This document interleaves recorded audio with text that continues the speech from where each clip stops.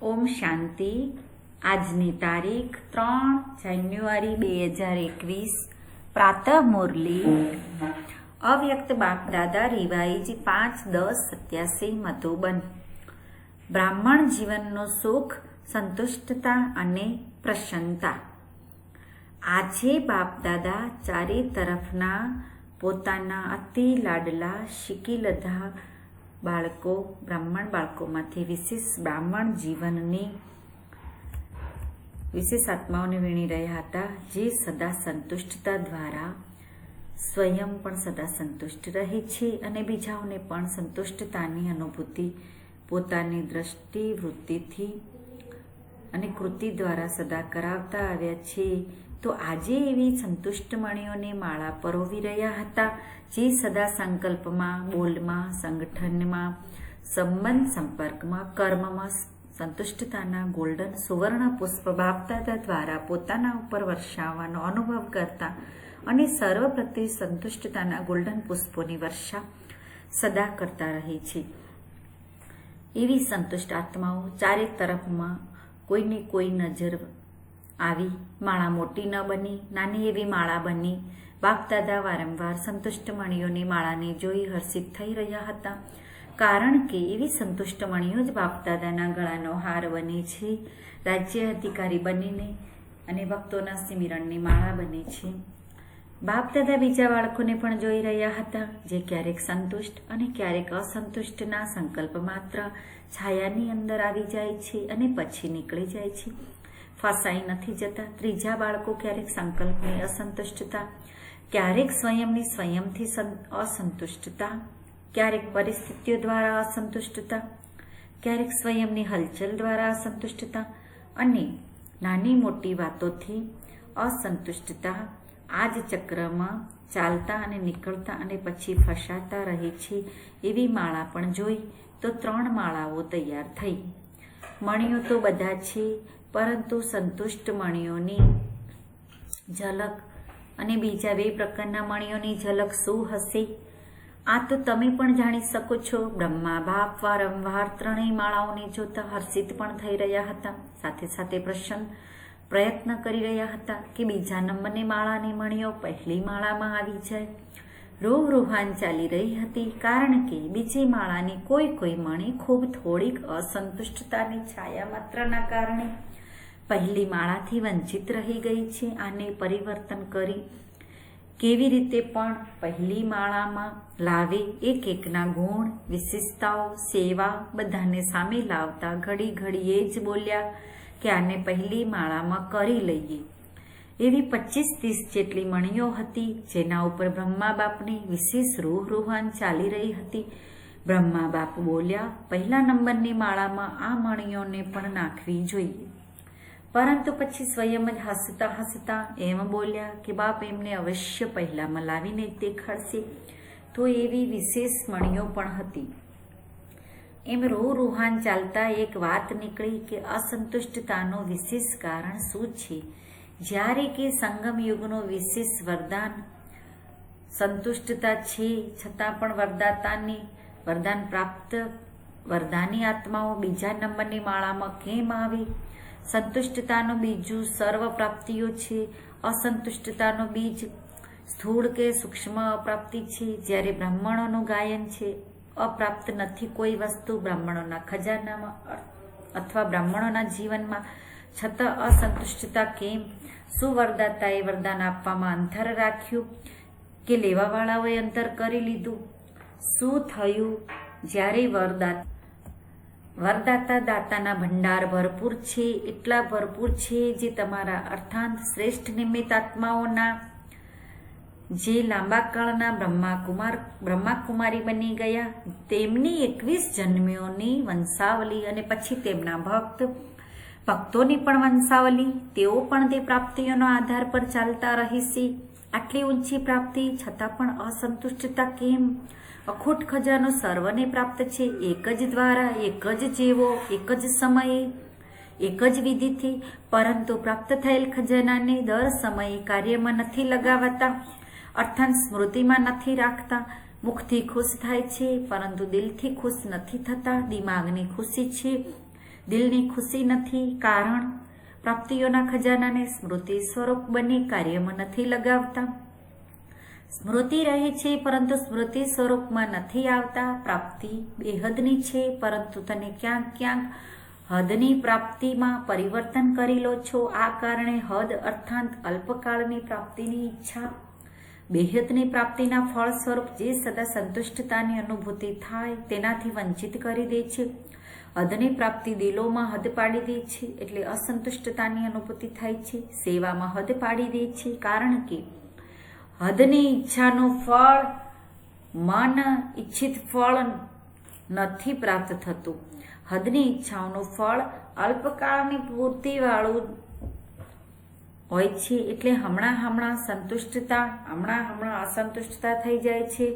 હદ બેહદનો નશો અનુભવ કરવા નથી દેતો એટલે વિશેષ ચેક કરો કે મનની અર્થાત સ્વયંની સંતુષ્ટતા સર્વની સંતુષ્ટતા અનુભવ થાય છે. સંતુષ્ટતાની નિશાની તે મનથી, દિલથી, સર્વથી, બાપથી, ડ્રામાથી સંતુષ્ટ હશે તેમના મન અને તનમાં સદા પ્રસન્નતાની લહેર દેખાશે. ભલે કોઈ પણ પરિસ્થિતિ આવી જાય, ભલે કોઈ આત્મા હિસાબ કિતાબ ચૂકતું કરવા વાળી સામનો કરવા પણ આવતી રહે, ભલે શરીરનો કર્મ ભોગ સામનો કરવા આવતો રહે, પરંતુ હદની કામનાથી મુક્ત આત્મા સંતુષ્ટતાના કારણે સદા પ્રસન્નતાની ઝલકમાં ચમકતો તારો દેખાશે. પ્રસન્ન ચિત્ત ક્યારેય કોઈ વાતમાં પ્રશ્નચિત્ત નહીં હશે. પ્રશ્ન છે તો પ્રસન્ન નથી. પ્રસન્ન ચિત્તની નિશાની તે સદા નિસ્વાર્થી, સદા સૌને નિર્દોષ અનુભવ કરશે.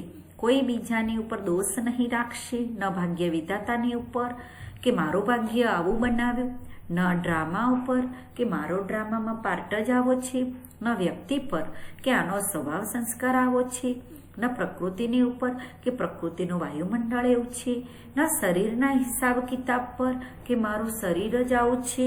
પ્રસન્નચિત્ત અર્થાત સદા નિસ્વાર્થ નિર્દોષ વૃત્તિ દૃષ્ટિવાળા તો સંગમ યુગની વિશેષતા સંતુષ્ટ છે અને સંતુષ્ટતાની નિશાની પ્રસન્નતા છે. આ છે બ્રાહ્મણ જીવનની વિશેષ પ્રાપ્તિ. સંતુષ્ટતા નથી, પ્રસન્નતા નથી તો બ્રાહ્મણ બનવાનો લાભ નથી લીધો. બ્રાહ્મણ જીવનનું સુખ જ છે સંતુષ્ટતા, પ્રસન્નતા. બ્રાહ્મણ જીવન બન્યું અને તેનું સુખ નથી લીધું તો નામધારી બ્રાહ્મણ થયા કે પ્રાપ્તિ સ્વરૂપ બ્રાહ્મણ થયા. તો બાપ દાદા બધા બ્રાહ્મણ બાળકોને આજ સ્મૃતિ અપાવી રહ્યા છે. બ્રાહ્મણ બન્યા અહો ભાગ્ય, પરંતુ બ્રાહ્મણ જીવનનો વારસો પ્રોપર્ટી મિલકત સંતુષ્ટતા છે અને બ્રાહ્મણ જીવનની પર્સનાલિટી વ્યક્તિત્વ પ્રસન્નતા છે. આ અનુભવથી ક્યારેય વંચિત નહીં રહેતા. અધિકારી છો જ્યારે દાતા વરદાતા ખુલ્લા દિલથી પ્રાપ્તિઓનો ખજાનો આપી રહ્યા છે, આપી દીધો છે તો ખૂબ પોતાની પ્રોપર્ટી અને પર્સનાલિટીને અનુભવમાં લાવો. બીજાઓને પણ અનુભવી બનાવો. સમજ્યા? દરેક સ્વયંથી પૂછે કે હું કયા નંબરની માળામાં છું. માળામાં તો છે જ, પરંતુ કયા નંબરની માળામાં છું? અચ્છા, આજે રાજસ્થાન અને યુપી ગ્રુપ છે. રાજસ્થાન અર્થાત રાજાઈ સંસ્કારવાળા, દર સંકલ્પમાં સ્વરૂપમાં રાજાઈ સંસ્કાર પ્રેક્ટિકલમાં લાવવાવાળા અર્થાત પ્રત્યક્ષ દેખાડવાવાળા. આને કહેવાય છે રાજસ્થાન નિવાસી. એવા છો ને ક્યારેક પ્રજા તો નથી બની જતા ને. જો વશીભૂત થઈ ગયા તો પ્રજા કહેવાશો. માલિક છો તો રાજા. એવું નહીં કે ક્યારેક રાજા ક્યારેક પ્રજા. ના, સદા રાજાઈ સંસ્કાર સ્વતઃ જ સ્મૃતિ સ્વરૂપમાં હોય એવા રાજસ્થાન નિવાસી બાળકોનું મહત્વ પણ છે. રાજાને સદૈવ બધા ઊંચી નજરથી જોશે અને સ્થાન પણ રાજાને ઊંચું આપશે. રાજા સદૈવ તખ્ત પર બેસશે, પ્રજા સદૈવ નીચે. તો રાજસ્થાનની રાજાઈ સંસ્કારવાળી આત્માઓ અર્થાત સદા ઊંચી સ્થિતિના સ્થાન પર રહેવાવાળા એવા બની ગયા છો કે બની રહ્યા છો, બન્યા છો અને સંપન્ન બનવાનું જ છે. રાજસ્થાનની મહિમા ઓછી નથી. સ્થાપનાનું હેડક્વાર્ટર મુખ્યાલય જ રાજસ્થાનમાં છે તો ઊંચા થઈ ગયા ને. નામથી પણ ઊંચા, કામથી પણ ઊંચા એવા રાજસ્થાનના બાળકો પોતાના ઘરમાં પહોંચ્યા છે. સમજ્યા? યુપીની ભૂમિ વિશેષ પાવન ભૂમિ ગવાયેલી છે. પાવન કરવાવાળી ભક્તિ માર્ગને ગંગા નદી પણ ત્યાં છે અને ભક્તિના હિસાબથી કૃષ્ણની ભૂમિ પણ યુપીમાં જ છે. ભૂમિની મહિમા ખૂબ છે. કૃષ્ણ લીલા જન્મભૂમિ જોવી હશે તો પણ યુપીમાં જ જશે. તો યુપી વાળાઓની વિશેષતા છે સદા પાવન બની અને પાવન બનાવવાની વિશેષતા સંપન્ન છે. જેમ બાપની મહિમા છે પતિત પાવન, યુપી વાળાઓની પણ મહિમા બાપ સમાન છે. પતિત પાવની આત્માઓ છો. ભાગ્યનો તારો ચમકી રહ્યો છે. આમ ભાગ્યવાન પોતાને સમજો છો. સદા પોતાના ભાગ્યવાનને જોઈ હર્ષિત થતા સ્વયં પણ સદા હર્ષિત અને બીજાઓને હર્ષિત બનાવતા ચાલો. કારણ કે હર્ષિત મુખ સ્વતઃ જ આકર્ષિત મૂર્ત હોય છે. જેમ સ્થૂળ નદી પોતાના તરફ ખેંચે છે ને ખેંચાઈને યાત્રી જાય છે. ભલે કેટલું પણ કષ્ટ ઉઠાવવું પડે તો પણ પાવન થવાનું આકર્ષણ ખેંચી લે છે. આ પાવન બનાવવાના કાર્યનું યાદગાર યુપીમાં છે. એમ જ હર્ષિત અને આકર્ષિત મૂર્ત બનવાનું છે. સમજ્યા? ત્રીજો ગ્રુપ ડબલ વિદેશીઓનું પણ છે. ડબલ વિદેશી અર્થાત સદા વિદેશી બાપને આકર્ષિત કરવા વાળા. કારણ કે સમાન છે ને, બાપ પણ વિદેશી છે, આપ પણ વિદેશી છો. હમ શરીફ એક સમાન પ્રિય હોય છે. મા બાપથી પણ ફ્રેન્ડ્સ વધારે પ્રિય લાગે છે. તો ડબલ વિદેશી બાપ સમાન સદા આ દેહ અને દેહના આકર્ષણથી પરે વિદેશી છે, અશરીરી છે, અવ્યક્ત છે. તો બાપ પોતાના સમાન અશરીરી અવ્યક્ત સ્થિતિવાળા બાળકોને જોઈ હર્ષિત થાય છે. રેસ પણ સારી કરી રહ્યા છે. સેવામાં ભિન્ન ભિન્ન સાધન ભિન્ન ભિન્ન વિધિથી આગળ વધવાની રેસ સારી કરી રહ્યા છે. વિધિ પણ અપનાવી વૃદ્ધિ પણ કરી રહ્યા છે. એટલે બાપ દાદા ચારે તરફના ડબલ વિદેશી બાળકોને સેવાની શુભેચ્છા પણ આપે છે અને સ્વની વૃદ્ધિની સ્મૃતિ પણ અપાવે છે. સ્વની ઉન્નતિમાં સદા ઉડતી કળા દ્વારા ઉડતા રહો. સ્વ ઉન્નતિ અને સેવાની ઉન્નતિના બેલેન્સ દ્વારા સદા બાપના બ્લેસિંગ્સ ના અધિકારી છે અને સદા રહેશે. ચોથું ગ્રુપ છે બાકી મધુબન નિવાસી. એ તો સદા છે જ, જે દિલ પર તે ચૂલ પર, જે ચૂલ પર તે દિલ પર. સૌથી વધારે વિધિપૂર્વક બ્રહ્મા ભોજન પણ મધુબનમાં થાય છે. સૌથી શીખી લીધા પણ મધુબન નિવાસી છે. બધા ફંક્શનમાં પણ મધુબનમાં થાય છે. સૌથી ડાયરેક્ટ મુરલીઓ પણ વધારે મધુબન વાળા જ સાંભળે છે. તો મધુબન નિવાસી સદા શ્રેષ્ઠ ભાગ્યના અધિકારી આત્માઓ છે. સેવા પણ દિલથી કરે છે. એટલે મધુબન નિવાસીઓને બાપ દાદા સર્વ બ્રાહ્મણોની મનથી આશીર્વાદ પ્રાપ્ત થતી રહે છે. અચ્છા, ચારેય બાજુની સર્વ બાપદાદાની વિશિષ્ટ સંતુષ્ટ મણીઓને બાપદાદાના વિશેષ યાદ પ્યાર સાથે સાથે સર્વ ભાગ્યશાળી બ્રાહ્મણ જીવન પ્રાપ્ત કરવા વાળા કોટોમાં કોઈમાં પણ કોઈ સિકલધી આત્માઓને બાપદાદાના શુભ સંકલ્પને સંપન્ન કરવા વાળી આત્માઓને સંગમયોગી બ્રાહ્મણ જીવનની પ્રોપર્ટીના સંપૂર્ણ અધિકાર પ્રાપ્ત કરવા વાળી આત્માઓને વિધાતા અને વરદાતા બાપદાદાના ખૂબ ખૂબ યાદ પ્યાર સ્વીકાર થાય. દાદી જાનકીજી અને દાદી ચંદ્રમણીજી સેવાઓ પર જવાની રજા બાપ દાદાથી લઈ રહ્યા છીએ. જઈ રહી છો કે સમાઈ રહી છો, જાઓ કે આવો, પરંતુ સદા સમાયેલી છો. બાપ દાદા અનન્ય બાળકોની ક્યારેય અલગ જોતા જ નથી. ભલે આકારમાં ભલે સાકારમાં સદા સાથે છે. કારણ કે ફક્ત મહાવીર બાળકો જ છે જે આ વાયદો નિભાવે છે કે દર સમયે સાથે રહેશે, સાથે ચાલશે. બહુ જ થોડા આ વાયદો નિભાવે છે. એટલે એવા મહાવીર બાળકો, અનન્ય બાળકો જ્યાં પણ જાય બાપને સાથે લઈ જાય છે અને બાપ સદા વતનમાં પણ સાથે રાખે છે. દરેક કદમમાં સાથ આપે. એટલે જે જઈ રહી છો, આવી રહી છો, શું કહીશું?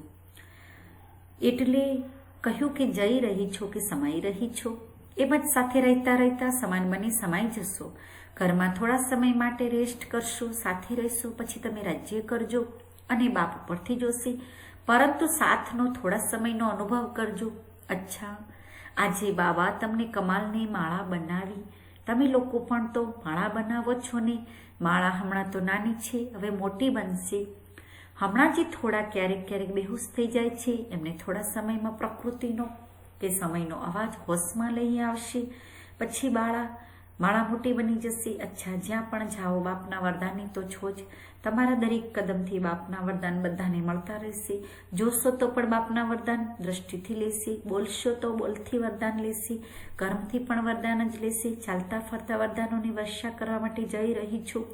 હમણાં જે આત્માઓ આવી રહી છે તેમને વરદાનની કે મહાદાનની જ આવશ્યકતા છે. તમારા લોકોનું જ જવું અર્થાત ખુલ્લા દિલથી તેમને બાપના વરદાન મળવા. અચ્છા, વરદાન બુદ્ધિરૂપી પગ દ્વારા આ 5 તત્વોની આકર્ષણથી પરે રહેવાવાળા ફરિશ્તા સ્વરૂપ ભવ. ફરિશ્તાઓને સદા પ્રકાશની કાયા દેખાડે છે. પ્રકાશની કાયાવાળા સ્મૃતિથી પણ પરે રહે છે. તેમના બુદ્ધિરૂપી પગ આ 5 તત્વના આકર્ષણથી ઊંચા અર્થાત પરે હોય છે. એવા ફરિશ્તાઓને માયા કે કોઈ માયાવી ટચ નથી કરી શકતા, પરંતુ આ ત્યારે થશે જ્યારે ક્યારેય કોઈના અધીન નહીં હશે. શરીરના પણ અધિકારી બનીને ચાલજો, માયાના પણ અધિકારી બનજો. લૌકિક કે અલૌકિક સંબંધી પણ અધીનતામાં નહીં આવતા. સ્લોગન: શરીરને જોવાની આદત છે તો લાઇટ પ્રકાશનું શરીર જુઓ, લાઇટ રૂપમાં સ્થિત રહો. ઓમ શાંતિ. ઓમ શાંતિ.